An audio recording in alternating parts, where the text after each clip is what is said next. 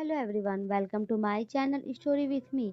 आज की कहानी है कैसा ये इश्क है पार्ट 9। अगर आपको कहानी पसंद आए तो इसे लाइक करें, शेयर करें और चैनल को सब्सक्राइब जरूर करें।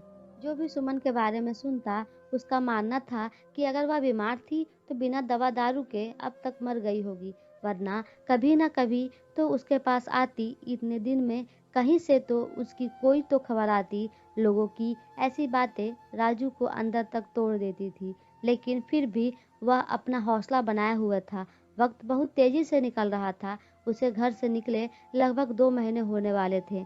सारे जहां में घूमते घूमते अब राजू की हिम्मत भी जवाब देने लगी थी। अब उसके पास जेब का आखिरी रुपया भी खत्म हो गया था।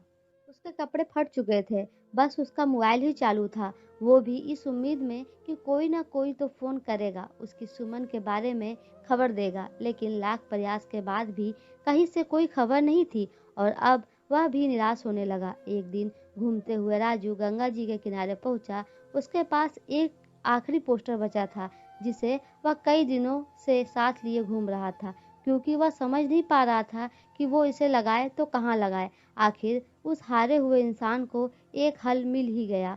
वह आखिरी पोस्टर लेकर वह गंगा जी के पास गया और उसने उस आखिरी पोस्टर को अपने हाथों से गंगा में बहा दिया और आंखों में आंसू लिए हाथ जोड़े गंगा के किनारे पर बैठ गया और एकटक बहती हुई गंगा को देखता रहा। उसकी आंखों में आंसू थे।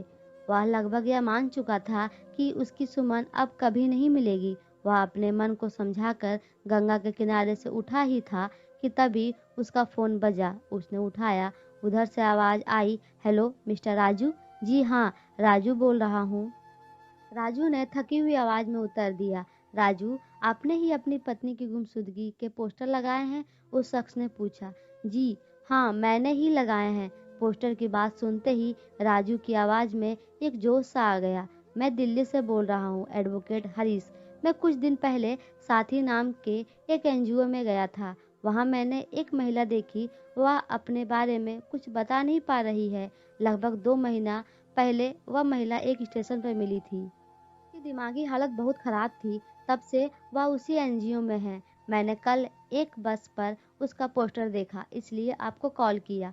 आप आकर देख ले, शायद वो आपकी पत्नी ही हो। यह आवाज, ये सब सुनते ही राजू को जैसे वो खजाना मिल गया हो जिसके लिए वो जिंदा था। उसने पूछा, साहब कहाँ से बोल रहे हैं आप पता बताओ, मैं जरूर आऊँगा वहाँ।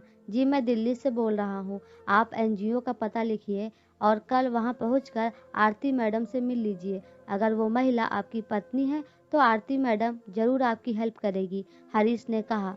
शेष अगले अंक में। धन्यवाद।